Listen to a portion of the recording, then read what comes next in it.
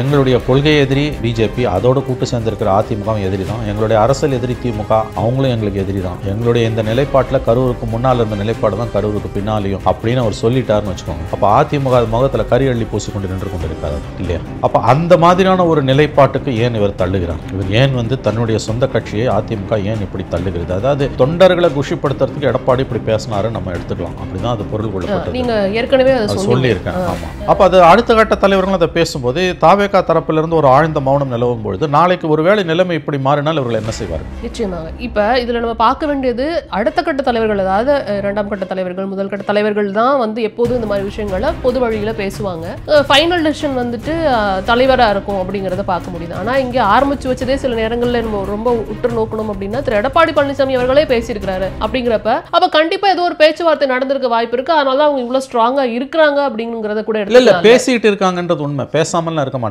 Politics தெரிஞ்சவங்களுக்கு அது தெரியும். பேசுவாங்க, பேசிக்கிட்டு தான் இருப்பாங்க. அது வெளிப்படையா ரெண்டு பேரும் சொல்ல மாட்டாங்க. சில சமயம் சொல்லவும் செஞ்சிருவாங்க. இந்த முறை அவங்க சொல்லவும் செய்யல. சோ பேசிக் கொண்டிருக்கிறார்கள் என்பது உண்மை. நான் அப்படிதான் அதை புரிஞ்சுக்கிறேன். எனக்கு வர தகவல்களும் அவர்கள் பேசுகிறார்கள் என்று தான் வருகிறது. நம்ம இதை ஆதாரத்தின் அடிப்படையில் எல்லாம் ப்ரூவ் பண்ண முடியாது. நிச்சயமா நம்ம இதை தெரிஞ்சுக்கலாம். இது இவர்கள் பேசுகிறார்கள் என்பது உண்மை. பிரச்சனை என்னன்னு கேட்டீங்கன்னா, ஏன் வெளியில இவங்க இதை இவ்வளவு டெஸ்பரேட்டா காண்பித்துக் கொள்கிறார்கள் தங்களுடைய அந்த ஒரு பரிதவிப்பை? டெஸ்பரேட்னஸ்ன்றதுக்கு எனக்கு சரியான வார்த்தை தமிழில் தெரியல. அவருடைய தேவை என்று கூட நாம் புரிந்து கொள்ளலாம். அவருடைய அத்தியாவசிய தேவை அல்லது அவருடைய அவங்க ரொம்ப ஒரு பரிதவிக்கிறாங்க. அவங்களுக்கு வந்தே தீரணுன்ற மாதிரியான ஒரு நிர்பந்தத்தில் இருக்காங்க. தாவேக்கா வந்தே தீரணும்னு, ஏதோ ஒன்று தங்களுக்கு கிடைத்தே தீர வேண்டும் என்ற ஒரு நிர்பந்தத்தில் ஒருவர் இருக்கிறார் என்றால் தட்ஸ் கால் டெஸ்பரேட்னஸ்.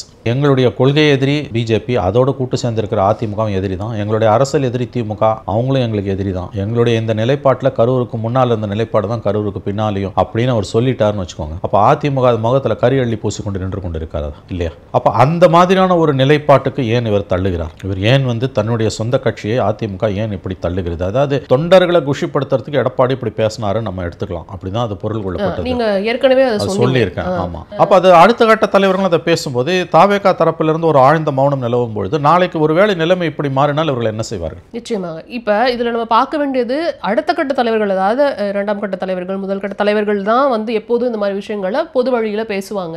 ஃபைனல் டிசிஷன் தலைவரா இருக்கும் அப்படிங்கறத பார்க்க முடியுது. ஆனா இங்க ஆரம்பிச்சு வச்சதே சில நேரங்கள்ல நம்ம ரொம்ப உற்று நோக்கணும் அப்படின்னா திரு எடப்பாடி பழனிசாமி அவர்களே பேசியிருக்கிறாரு. அப்படிங்கிறப்ப அப்ப கண்டிப்பா ஏதோ ஒரு பேச்சுவார்த்தை நடந்திருக்க வாய்ப்பு இருக்கு. அதனால அவங்க இவ்வளவு ஸ்ட்ராங்கா இருக்கிறாங்க அப்படிங்கறத கூட இல்ல பேசிட்டு இருக்காங்கன்றது உண்மை. பேசாமலாம் இருக்க மாட்டாங்க. பாலிடிக்ஸ் தெரிஞ்சவங்களுக்கு அது தெரியும். பேசுவாங்க, பேசிக்கிட்டு தான் இருப்பாங்க. அது வெளிப்படையா ரெண்டு பேரும் சொல்ல மாட்டாங்க. சில சமயம் சொல்லவும் செஞ்சிருவாங்க. இந்த முறை அவங்க சொல்லவும் செய்யல. சோ பேசிக் கொண்டிருக்கிறார்கள் என்பது உண்மை. நான் அப்படிதான் அதை புரிஞ்சுக்கிறேன். எனக்கு வர தகவல்களும் அவர்கள் பேசுகிறார்கள் என்று தான் வருகிறது. நம்ம இதை ஆதாரத்தின் அடிப்படையில் எல்லாம் ப்ரூவ் பண்ண முடியாது. நிச்சயமா நம்ம இதை தெரிஞ்சுக்கலாம்.